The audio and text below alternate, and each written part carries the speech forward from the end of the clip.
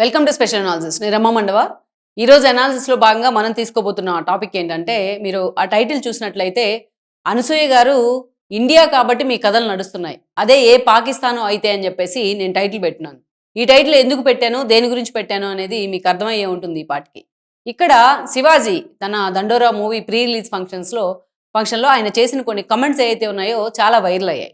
ఏదైతే పర్టికులర్లీ ఇండస్ట్రీకి సంబంధించి, హీరోయిన్స్కి సంబంధించి ఆయన మీరు వస్త్రధారణ సినిమాలో ఎలా ఉన్నా ఓకే నటించేప్పుడు, బట్ బయటకు వచ్చిన తర్వాత కానీ పబ్లిక్ ప్లేసెస్లో కానీ మీ వస్త్రధారణ బాగుండాలి, కొంత సాంప్రదాయబద్ధంగా ఉండాలి, వీలైతే చీరలు కట్టుకోండి, లేకుంటే కొంచెం కన్వీనియంట్గా ఉండే బట్టలు వేసుకోండి అని చెప్పేసి ఆయన ఒక సలహా ఇచ్చే ప్రయత్నం చేశారు. ఓకే, ఆయన సలహా ఇచ్చే క్రమంలో కొంత పిల్లి లాంగ్వేజ్ కూడా మాట్లాడారు మధ్యలో, దానికి ఆయన సారీ కూడా చెప్పారు. అది ఎవరైనా ఖండించాల్సిందే. ఆయన భాష కరెక్ట్గా లేదు, భావం మాత్రం కరెక్ట్గా వెళ్ళింది జనంలోకి. అయితే ఈ అంశం మీద మొత్తం ఒక్కొక్కరుగా స్పందిస్తూ ఉన్నారు. ఇప్పటికే దీని మీద మనం చూసినట్లయితే ముందుగా అనసూయ కానీ, ఆ తర్వాత చిన్మయి కానీ, సింగర్ చిన్మయి, అదేవిధంగా చూస్తే లేటెస్ట్గా నిధి అగర్వాల్ లాంటి హీరోయిన్స్ కానీ, ఎందుకంటే ఆమె కేంద్రంగానే ఆయన కొన్ని కమెంట్స్ చేశారు నిన్న మళ్ళా. సో ఇలా కొంతమంది స్పందించారు, మంచు మనోజ్ లాంటి వాళ్ళు కానీ. సో ఇలా స్పందించే క్రమంలో ఈరోజు పాయల్ రాజ్పుత్ కూడా స్పందించినట్టున్నారు. ఇలా స్పందించేప్పుడు మిగతా వాళ్ళంతా దాన్ని ఖండించే ప్రయత్నం చేశారు. శివాజీ మాటలు నచ్చకపోతే మీరు బాధితులను టార్గెట్ చేయవాకండి అంటూ నిధి అగర్వాల్ లాంటి వాళ్ళు మాట్లాడారు. అంతవరకు ఓకే, వీ యాక్సెప్టెడ్. అయితే ఇక్కడ అనసూయ కానీ చిన్మయ్య కానీ చాలా వైల్డ్గా రియాక్ట్ అయ్యారు ఈ అంశం మీద. ఎంత వైల్డ్గా రియాక్ట్ అయ్యారంటే, దీనికి అసలు అనసూయ ఎక్కడ కూడా ఫుల్ స్టాప్ పెట్టే ప్రయత్నం చేయటం లేదు. ఆల్రెడీ ఈ అంశానికి సంబంధించి శివాజీ సారీ కూడా చెప్పారు. తాను వాడిన ఏదైతే తను మాట్లాడిన మాటలన్నింటిలో తను కొన్ని పదాలు అసభ్యంగా వాడున్నాను, వాటిని నేను వెనక్కి తీసుకుంటున్నాను అని చెప్పి సారీ చెప్పారు. ఎందుకు సారీ చెప్తున్నాను అనే దానికి కూడా ఒక సుదీర్ఘ వివరణ ఇచ్చారు. అసలు అనసూయకి అనసూయ నేను దీంట్లోకి ఎక్కడా కూడా లాగలేదు, అనసూయ మాట కూడా తీసుకురాలేదు అని ఆయన మాట్లాడడం కూడా జరిగింది. సో ఎవరైనా హట్ అయి ఉంటే సారీ అని చెప్పి తన ఫ్యామిలీతో సహా, తన పిల్లలతో సహా అందరికీ, సమాజానికి కూడా ఆయన సారీ చెప్పే ప్రయత్నం చేశారు ఈ రోజున. సరే, మహిళా కమిషన్ కూడా ఆయనకు నోటీసులు ఇచ్చింది. సో ఆయన మీద ప్రధాని రాష్ట్రపతి కార్యాలయం కూడా కంప్లైంట్స్ వెళ్ళాయని కూడా ఆయనే చెప్తా ఉన్నారు.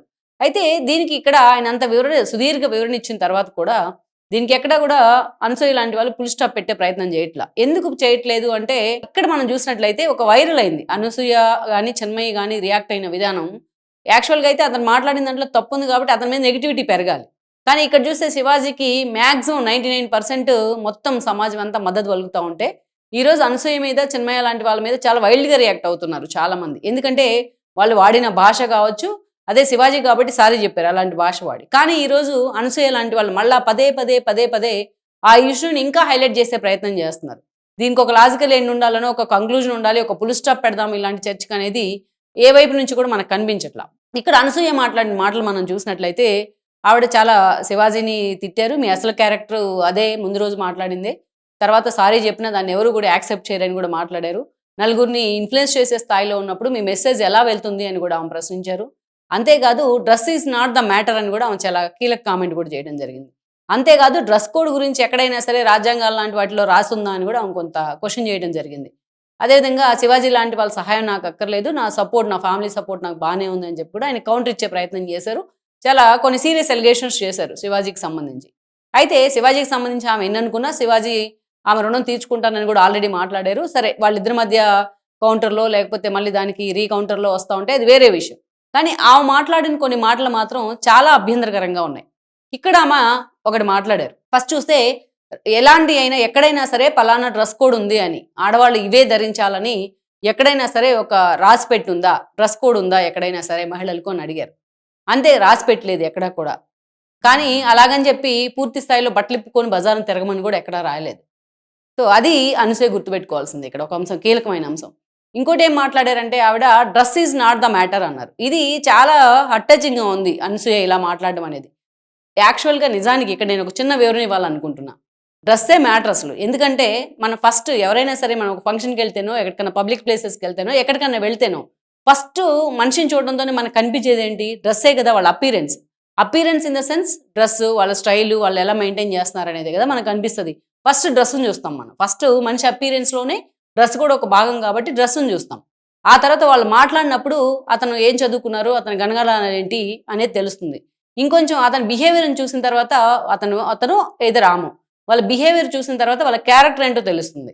అంటే ఇక్కడ ఫస్ట్ అపీరెన్స్ మనకు కనిపించేది ఏంటి? డ్రెస్సే కదా.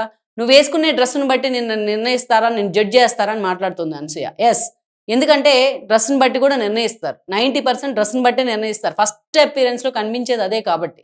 ఇక్కడ ఆమె ఆ విషయాన్నే మర్చిపోయి మాట్లాడుతా ఉంది. ఇంకొక అంశం ఏంటంటే ఇక్కడ చెప్పుకోవాల్సింది రాజ్యాంగాలు అట్లాంటి పెద్ద పెద్ద పదాలు ఇక్కడ అవసరం లేదు. అనసూయ లాంటి వాళ్ళు కూడా వాడాల్సిన అవసరం లేదు. ఎక్కడ రాసిపెట్టి ఉండదు. ఇక్కడ మన కాన్స్టిట్యూషనల్‌గా అంటే రాజ్యాంగ పరంగా మనకి ఎలా అయితే కొన్ని హక్కులు కొన్ని ఏర్పడ్డాయో ఏర్పాటు చేశారో మన పెద్దలంతా కూడా, అలాగే కొన్ని సామాజిక కట్టుబాట్లు కూడా ఉన్నాయి మనకి. వాటిని మనం దాన్ని బ్రేక్ చేస్తాము అంటే ఎక్కడ నడవదు. దాన్ని బ్రేక్ చేస్తామంటే ఒక హద్దు పొద్దు ఉంటుంది బ్రేక్ చేయడానికి కూడా. దానికి ఒక లైనప్ ఉంటుంది. ఒక చిన్న లైన్ ఉంటుంది. దాన్ని అది దాటేస్తాం. దాని హద్దులు ఎప్పుడో చేరిపేశారు ఇలాంటి వాళ్ళు. బట్ దాన్ని పూర్తి స్థాయిలో నాశనం చేసే ప్రయత్నం కూడా చేస్తా ఉన్నారు. ఈ ల్యాండ్ ఆఫ్ లా అంటాం మనం. ఎక్కడ కూడా ఒక సమాజం దాన్ని నిర్దేశిస్తూ ఉంటుంది. కానీ దాన్ని కాదు మేము దాన్ని బ్రేక్ చేస్తాము. అది సోషల్ స్టిగ్మా, దాన్ని మేము పగలగొడతాము, బద్దలు కొడతాము అంటే సోషల్ స్టిగ్మా కాదది.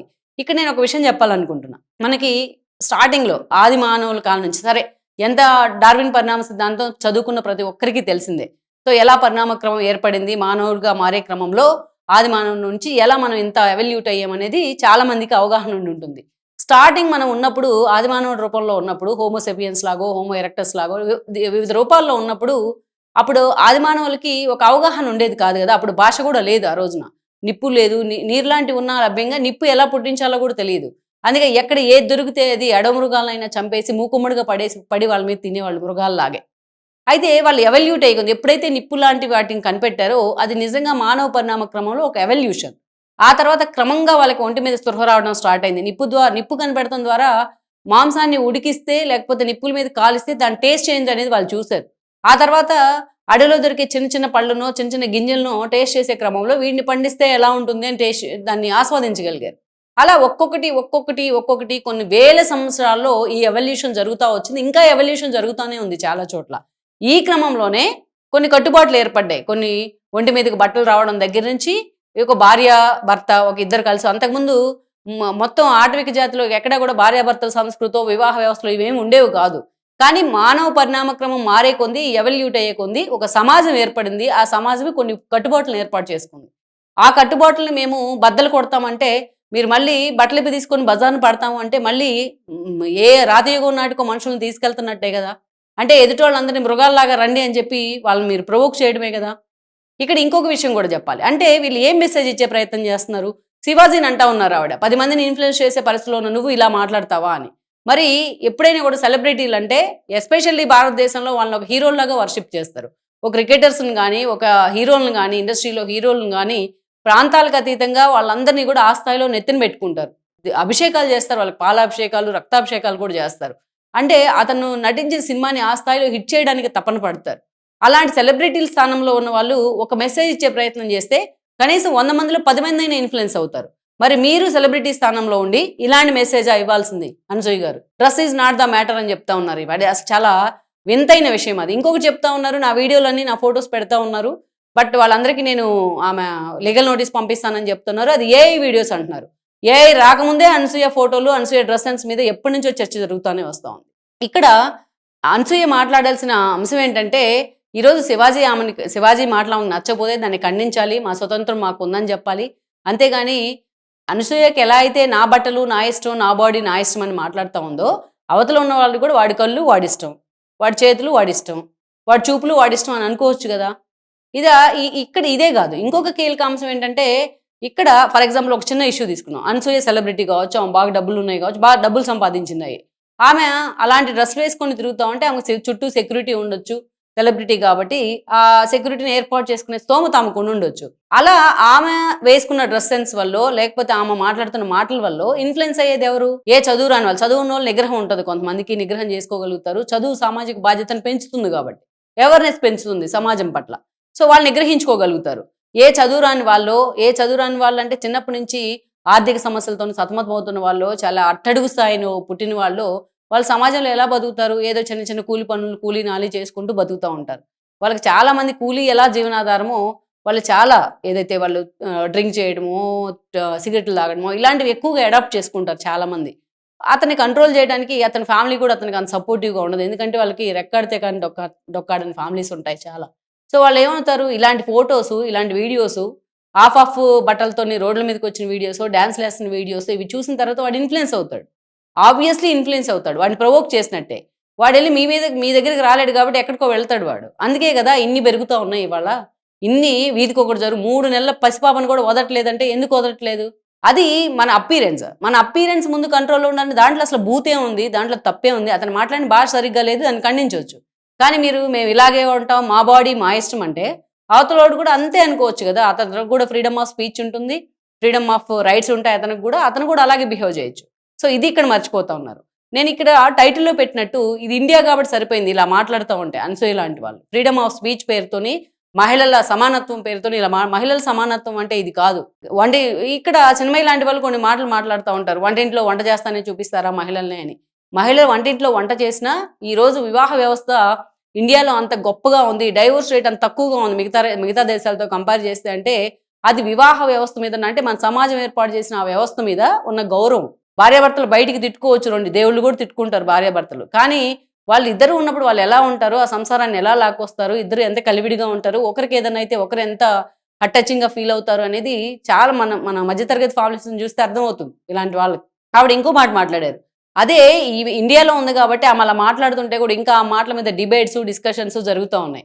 అదే ఏ పాకిస్తాన్ లాంటి చోటో ఉండుంటే వాళ్ళకి పర్టిక్యులర్‌గా వాళ్ళక్కడ ల్యాండ్ ఆఫ్ లా అంటాం. కొన్నిటి మీద చాలా స్ట్రిక్ట్‌గా ఉంటారు వాళ్ళు. హిజాబ్ తీసేసినందుకు కూడా అమ్మాయిల మీద దారుణాలు చేసిన సందర్భాలున్నాయి వాళ్ళు. అంతేకాదు మనకి మలాలా తెలిసిందే. ఆవిడ అమ్మాయిలు చదువుకోవాలి, మీరు బయటికి రండి ఇంట్లోంచి ఇంకా ఎంతకాలం మగ్గిపోతారని పిలిచేందుకు ఆమె మీద డైరెక్ట్‌గా కాల్ చేశారు. ఆవిడని కాల్పులు జరిపారు. ఆవిడ ఈరోజు ఎళ్లి ఏ అమెరికాలోనో తలదాచుకుంటున్న పరిస్థితి ఉంది. అట్లాంటి దేశంలో అనసూయ లాంటి వాళ్ళు పుట్టుంటే ఏం చేసేవాళ్ళు? సమాజానికి ఒక సమాజం అంతా ఒకవైపు వెళ్తా ఉంటే, మేము ఇంకో వైపు వెళ్తాం, మేము ఇలాగే మాట్లాడతాం, ఇలాగే బిహేవ్ చేస్తామంటే సమాజం ఎప్పుడు కూడా హర్షించదు. మెజారిటీ మొగ్గు ఎటువైపు ఉంది, ఏం మాట్లాడుతుంది సమాజం మొత్తం అని కూడా చూడాలి. అలాగని చెప్పి అబ్బాయిలకి ఫ్రీడమ్ ఉంది, అబ్బాయిలు బట్టలు తీసుకొని బజార్‌లో పడొచ్చని కూడా ఏ సంస్కృతి చెప్పదు, ఏ సాంప్రదాయం చెప్పదు, ఏ సమాజం చెప్పదు. ఇక్కడ మనం కంపేర్ చేసుకుందాం. అబ్బాయిల బట్టల్ని, అమ్మాయిల బట్టల్ని కంపేర్ చేస్తే సినిమాల్లో గాని, బయట గాని అబ్బాయిలు ఎక్కడ రోడ్లో బట్టలు తీసుకొని బజార్‌లోకి వస్తే వాడిని పిచ్చోడు అంటారు. రాళ్ళు తీసుకొని కొడతారు. ఇంకా అమ్మాయిలకే కొంచెం ఎగ్జంప్షన్ ఉందేమో అలాంటి విషయాల్లో. మరి ఇలాంటి నీతులు చెప్పే వాళ్ళంతా మరి ఇన్ని సమాజంలో జరుగుతుంటే ఎక్కడ కూడా వాటిని ఖండించరు. నేను మొన్న జగన్మోహన్ రెడ్డి బర్త్‌డే సందర్భంగా సమాజంలో ఉన్నప్పుడు పాలిటిక్స్ అయినా అన్నీ కూడా ఇన్‌బిల్ట్ అయ్యే ఉంటాయి. ఏదైనా సరే ఇన్‌ఫ్లుయెన్స్ చేసే విషయం ఉన్నప్పుడు దాని గురించి మాట్లాడాలి. జగన్మోహన్ రెడ్డి బర్త్‌డే వేడుకలు బాణాసంచా కాలిస్తే దాన్ని వద్దు అన్నందుకు సత్యసాయి జిల్లాలో సంధ్యారాణి అనే 7 నెలల గర్భిణి మీద దాడి చేశారు వైసీపీ సైకోలు. అంతేకాదు ఆమెని కాలుతోని కూడా తన్నారు ఆమె కడుపు మీద. ఇంతకన్నా మానవత్వం మంటగలిసిన ఇష్యూ ఏదన్నా ఉంటుందా సమాజంలో? మరి అక్కడ మహిళకి కాదా అన్యాయం జరిగింది? ఈళ్ళు మహిళా సమానత్వం గురించి మాట్లాడే అనసూయ గాని, చిన్మయి గాని ఈరోజు ఇలాంటి వాళ్ళు ఎందుకు దాన్ని ఖండించే ప్రయత్నం చేయరు? వీళ్ళకి పాలిటిక్స్‌తో సంబంధం లేకపోయినా అది ఖండించాలి గదా! ప్రతి ఒక్కరుని. అలాంటి హేయమైన చర్యని, పాశవిక చర్యని. అంతేకాదు ఒక రోజా లాంటి వాళ్ళు ఈమెకి చాలా క్లోజ్ అసోసియేట్ రోజా లాంటి వాళ్ళకి అనసూయ. జబర్దస్త్ కార్యక్రమాల ద్వారా. ఆవిడ మాట్లాడితే మాటకు ముందు చీరలు కట్టుకోండి, గాజులు తొడుక్కొని ఇంట్లో కూర్చోండి అని చెప్పి కూడా మాట్లాడుతూ ఉంటుంది మగాళ్ళని మాట్లాడే క్రమంలో ఆవిడ అమ్మాయిలను వాడుకుంటూ ఉంటుంది ఇదేసారి. అంటే చీరలు కట్టుకోవటము, గాజులు తొడుక్కోవటము ఒక అమానవీయమైన చర్యలాగా మాట్లాడుతుంటుంది హ్యూమిలేటింగ్‌గా. లోకేష్ ఎన్నో సార్లు చెప్పారు, "అమ్మా తల్లి ఇలా మాట్లాడకమ్మా" అని. ఆవిడ పదే పదే మూసుకొని మూలన కూర్చో ఆడోళ్ళలాగా అని కూడా మొన్న కూడా మాట్లాడింది ఆమె. ఏదైతే ఎంపీపీ ఎలక్షన్స్ జరిగినప్పుడు నగరిలో. మరి ఇదే రోజాను ఎందుకు కంట్రోల్ చేసే ప్రయత్నం చేయరు వీళ్ళు? ఆమె మాట్లాడితే రప్ప డైలాగులు కూడా ఏస్తా ఉంటుంది రోజా. పవన్ కళ్యాణ్ ఉద్దేశించి ఆయన పెళ్లిని ఉద్దేశించి ఎంత హేయంగా మాట్లాడింది రోజా. మరి ఎప్పుడైనా వీళ్ళు పక్కనే ఉండైనా దాన్ని ఖండించే ప్రయత్నం చేశారా అనసూయ లాంటి వాళ్ళు? ఈరోజు శివాజీ ఒక మాట అంటంతోనే పరిగెత్తుకుంటూ వచ్చేసారు వీళ్ళు ఖండించడానికి, వాళ్ళని ఒక్కరినే అన్నట్టుగా. ఇలాగా లేడీస్ ఎంతో మంది ఉన్నారు. ఎవరు కూడా శివాజీ విషయంలో అంత యారగెంట్‌గా దాన్ని ఖండించడం వరకు ఓకే. కానీ ఆయన వ్యక్తిగతంగా కూడా టార్గెట్ చేసే ప్రయత్నం చేస్తున్నారు ఈరోజు ఆయన. ఇంత వివరణ ఇచ్చిన తర్వాత కూడా. అందుకే ఆ టైటిల్ పెట్టుంది. అదే ఏ పాకిస్తాన్ లాంటి చోటో ఎక్కడో ఉండుంటే ఇంకెక్కడో ఉండుంటే ఏముండేది? అక్కడ సామాజిక కట్టుబాట్లు ఎంతగా పకడ్బందీగా ఉంటాయి. అందుకే ప్రభుత్వం కూడా ఇలాంటి అంశాల మీద ఫోకస్ పెట్టాల్సిన అవసరం ఉంది. ఇలాంటి చెత్త డిబేట్‌లకి, ఇలాంటి చెత్త మాటలకి ఆస్కారం ఇవ్వకుండా ఆమె లీగల్‌గా కేసులు పెడతానంటది అందరి మీద. యాక్చువల్‌గా ఆమె మీద పెట్టాలి కేసు, ఇలా మాట్లాడుతున్నందుకు. So, that's about Anasuya comments. మొత్తానికైతే ఇప్పటికన్నా ఇలాంటి కామెంట్స్ పట్ల అసలు ఏం జరుగుతుందనేది ఆమె బయటకొచ్చి చూడాలి. సోషల్ మీడియా వేదికగా గానీ, సమాజంలో ఏం జరుగుతోంది? తన మాటలు అసలు ఎలా ఎళ్తున్నాయి? ఎలా సమాజం దాన్ని స్వీకరిస్తుందనేది చూసుకుంటే, క్రాస్ చెక్ చేసుకొనుంటే ఇలా మాట్లాడకపోదున్నాం ఇప్పటికైనా.